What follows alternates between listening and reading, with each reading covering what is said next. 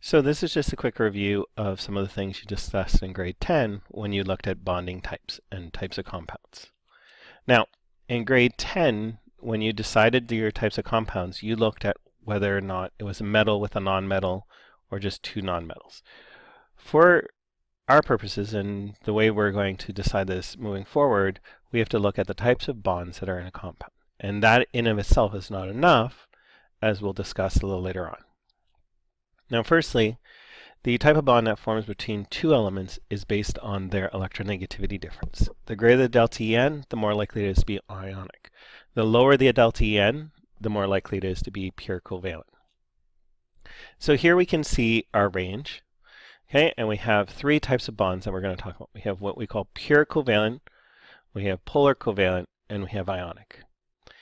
So pure covalent is anything less than 0.5.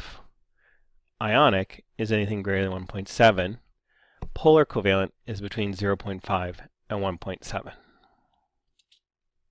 Now, due to the high delta En electronegativities between the two elements for an ionic bond, greater than 1.7, therefore there is a transfer of electrons, and the electrons are not shared. This transfer of electrons results in the formation of ions, and the atom that transferred the electron or lost it will be positively charged and is called a cation, and the atom that gains the electron will be negatively charged, called an anion. And as we know from electrostatic attractions that we talked about in grade 9 when we did the static electricity unit, we know that oppositely charged particles are attracted to each other through our law of electrostatics. And so my anion and my cation end up being attracted to each other. Because of these attractions, we end up with these properties of ionic compounds. As you can see, some key things that are used in their identification is their high melting point and boiling point, and also the fact that they form electrolytes when dissolved in water. Okay. Pure covalent is a covalent where we share electrons, but we share them equally. And for this, we have a delta En of less than 0.5, and they just share the electrons equally. So there's no unequal sharing, so there's no charge distribution that's shifted towards one of the atoms or the other. Unlike our pure covalent and our polar covalent, we have an unequal sharing. We have a delta En of between 0.5 and 1.7, and so as a result, we have unequal sharing. So what this means is that the electrons involved in a covalent bond tend to be located more, and I'm saying more in quotations, closer to the more electronegative element.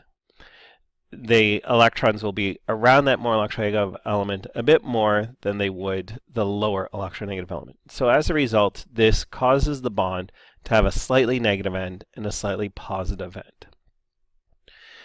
Now, we can't just say, oh, you have a polar bond, you're automatically a polar molecule. We have to take into account our shape. We will take into account our shape when we look at Lewis structure and our VSEPR. Okay. Here are some of the properties of our pure covalent and our polar covalent. Our pure covalent, depending on the size, will tend to be either a gas if they're small, or solid if they're really large. And they can be liquid if they're medium sized, but generally they're gas if they're small, or if they're really large, they tend to be solid. Whereas our polar covalent at room temperature will be liquid or solid. Very seldom will they be gas. Okay, melting and boiling point, again, size matters, as we'll discuss when we talk about intermolecular forces. And our solubility in water, this is another defining factor that allows us to distinguish between our different things. Pure covalent compounds do not dissolve in water, and we'll discuss why in another instance.